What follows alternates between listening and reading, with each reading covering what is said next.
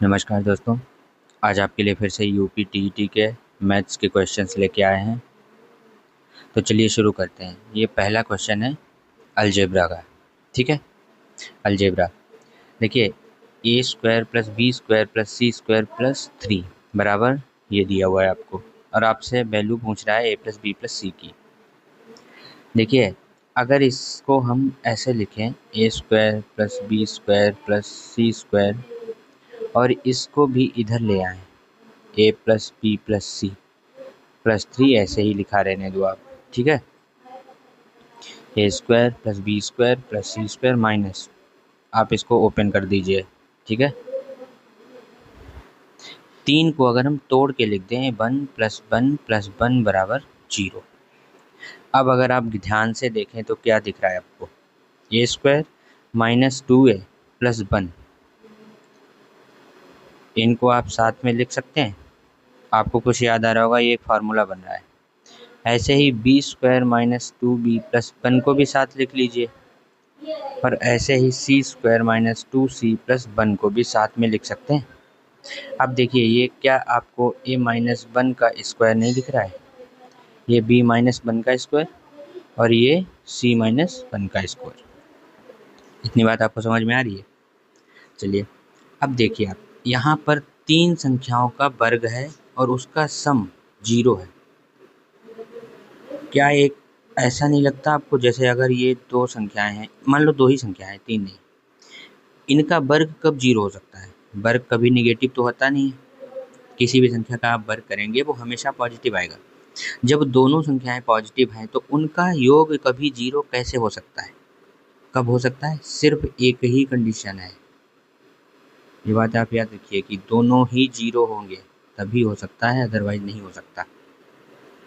बस, तो यहाँ पे 3 संख्याओं का वर्ग है और फिर उसका योग 0 है, ये कब हो सकता है? जब ये खुद में ही 0 हो जाए तभी हो सकता है, और कोई ऑप्शन नहीं है। अगर a माइनस 1 0 है तो a बराबर 1, b बराबर 1, c बराबर 1। अब आपसे a प्लस बी प्लस सी कितना आ गया? 3। हो गया सॉल्व। ये क्वेश्चन हमेशा ऐसे ही लगाना है। अच्छा, एक चीज़ और है इसमें, जैसे इसका फॉर्मूला होता है a cube plus b cube plus c cube minus 3abc बराबर a plus b plus c और a square plus b square plus c square minus a b minus b c minus c a. अब अगर आपको कभी ये 0 दे देता है सवाल में, अगर ये 0 है तो ये कब 0 हो सकता है? जब इन दोनों ये 2 फैक्टर हैं आपके पास, इनकी गुणा 0 है। मतलब यही तो मतलब हुआ, अगर ये 0 है तो ये भी 0 हुआ। और 2 लोगों की गुणा 0 कब हो सकती है? जब वो या तो a plus b plus c 0 होगा, या a square plus b square plus c square minus a b minus b c minus c a 0 होगा। दोनों में से एक को तो 0 होना पड़ेगा ना, तभी तो 0 आएगा वो प्रोडक्ट। तो ये भी एक इक्वेशन है, ये आप ध्यान रखिएगा, इसका भी क्वेश्चंस में बहुत यूज होता है। ठीक है, अगला सवाल। अब बोल रहा है कि यदि a एक समुच्चय है, यक्ष शब्द बिलो में एक अक्षर है, और b एक समुच्चय है जिसमें यक्ष शब्द बूल में एक अक्षर है, और c समुच्चय जो है वो a माइनस बी है। मतलब a में जो भी अक्षर है, अगर आप a को सीधे समुच्चय ही लिख दें तो क्या आएगा? b e l o w, ये तो समुच्चय बना, बिलो में एक अक्षर है सारे हैं। फिर b क्या बनेगा आपका? w o o l। अब a में से आपको b घटाना है तो आपको क्या मिल रहा है? w मिल रहा है, o मिल रहा है, l मिल रहा है। मतलब जो c आपका a माइनस बी बना वो क्या बनेगा? b और e, यही तो बचा। c के उप समुच्चयों की संख्या, c में मेंबर कितने आपको दिख रहे हैं? 2। तो जो c के उप समुच्चय होंगे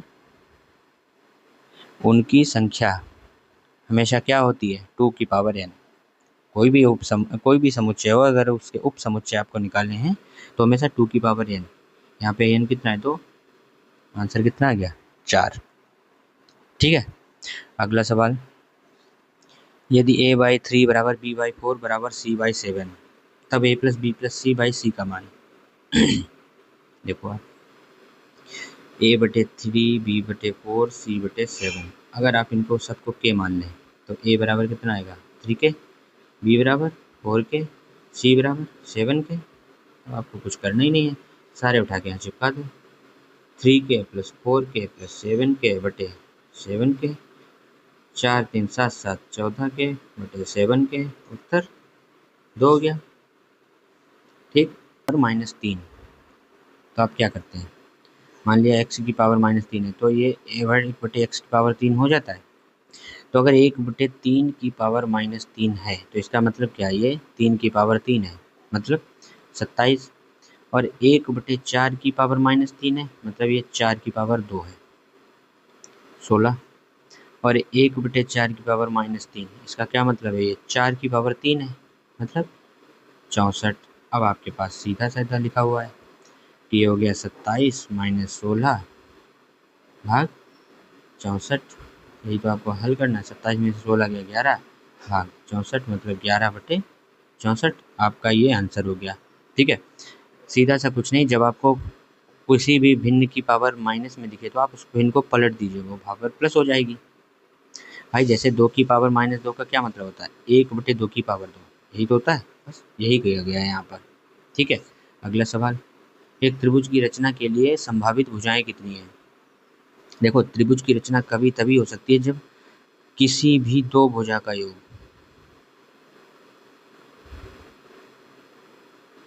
तीसरी भुजा से हमेशा बड़ा होगा, तभी त्रिभुज बन सकता है।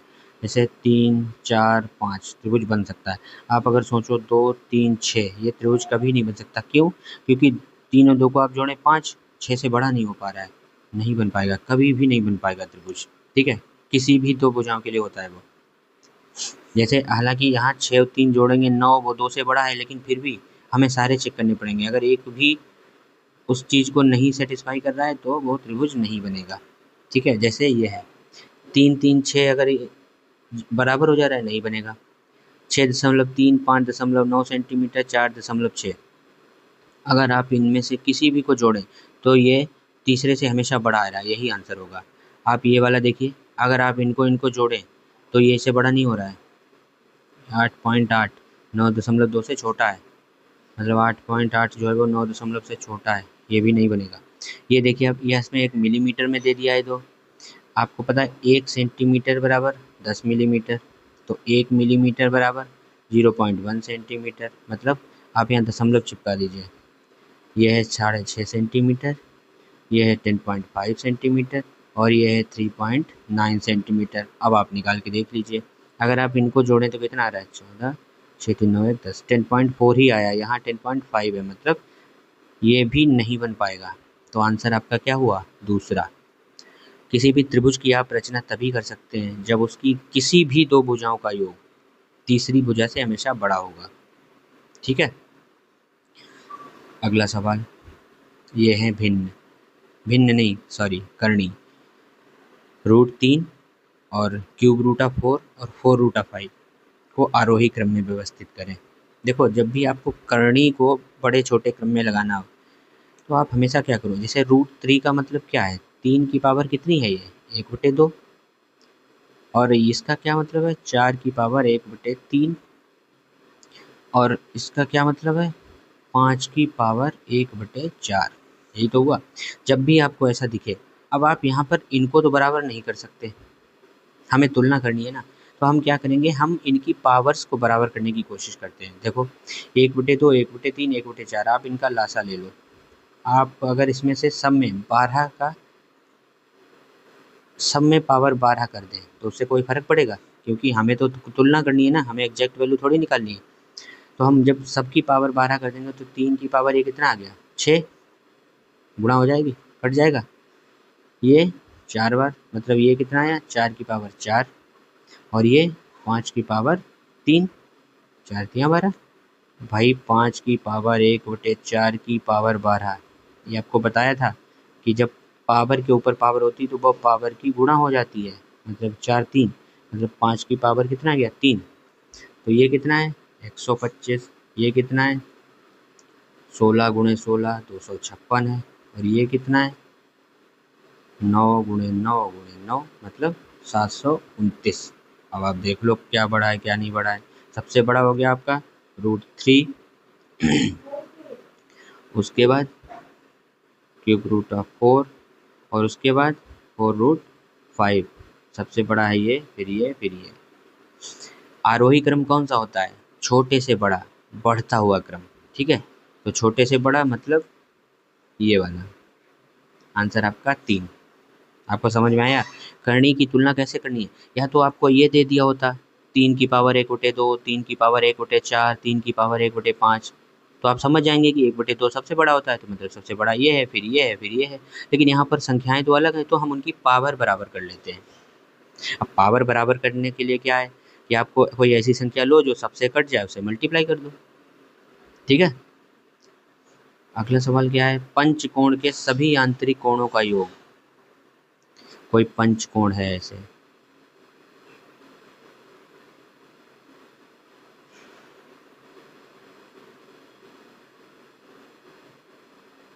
ऐसे सभी आंतरिक कोणों का योग। ठीक है, आप एक बात समझिए, अगर आप ये रख लें ऐसे, ठीक है, तो किसी भी लाइन पर अगर आपका आंतरिक कोण ये बन रहा है और एक्सटर्नल एंगल ये बन रहा है ऐसे, ठीक है, तो आंतरिक कोण किसी भी आकृति का बाह्य कोण, उसका मान कितना होता है? 360/n, क्योंकि सभी बाह्य कोणों का योग 360 होता है, तो बाह्य कोण का मान 360/n। और जो आंतरिक कोण होते हैं वो 180 माइनस 360/n, क्योंकि आंतरिक किसी लाइन पर ऐसे है, दोनों कोणों का योग तो 180 होगा ना, आंतरिक और बाह्य कोण। तो यहाँ से अगर आप 180 कॉमन ले लें तो ये कितना बचा? 1 - 2/n, मतलब 180 और n-2/n, ये है आंतरिक कोण एक।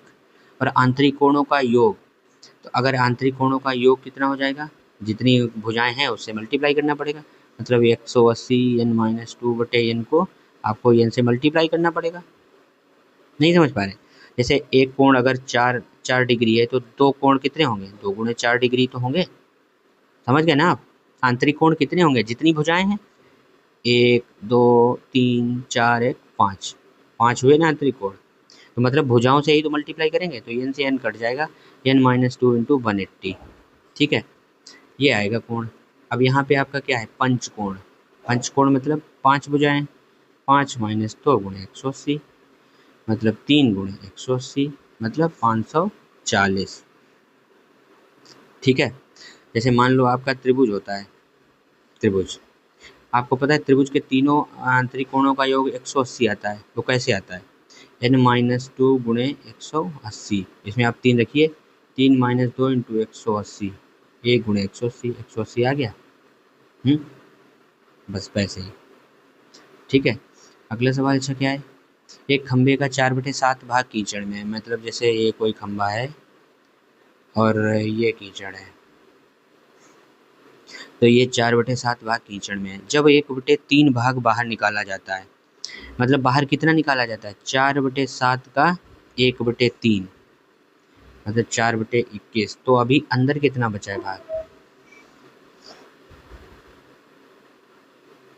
अंदर अभी कितना बचा है? 4/7 में से 4/21 बाहर निकल गया। तो अगर इसे आप 21 लासा लेंगे, 7 × 3 = 12 - 4, मतलब 8/21, यही तो भाग अंदर बचा है। और वो बोल रहा है कि खंबे का 8 मीटर लंबा भाग अभी भी कीचड़ में है, मतलब 8/21 भाग की लंबाई कितनी है? 8 मीटर, यही तो है अंदर भाग बचा हुआ। तो जब 8/21 भाग की 8 मीटर है, तो पूरे भाग की लंबाई, आप इसको इधर ले आइए, आंसर आपका 21 मीटर। समझ गए आप? जैसे मान लो आप ये पूरे खंबे की लंबाई थी x, उसमें से 4/7 भाग कीचड़ में है, मतलब अभी कीचड़ में कितना है? 4x/7। 1/3 भाग बाहर निकाला जाता है। यहाँ पर आपको ये समझने की ज़रूरत है, ये जो बाहर निकाला जाता है ये कौन सा भाग है? जो अंदर दबा हुआ था कीचड़ में, उसका 1/3, ना कि पूरे खंबे का। तो 4x/7 का 1/3 भाग निकाला जाता है, तो अंदर कितना बचेगा? 4x/7 - 4x/7 × 1/3, इसी की वैल्यू 8 देगी। ठीक है, ऐसे ही आपको अगर ये वीडियोस पसंद आए तो प्लीज़ लाइक और सब्सक्राइब ज़रूर कीजिएगा। हम आपके लिए ऐसे वीडियोस और भी लाते रहेंगे।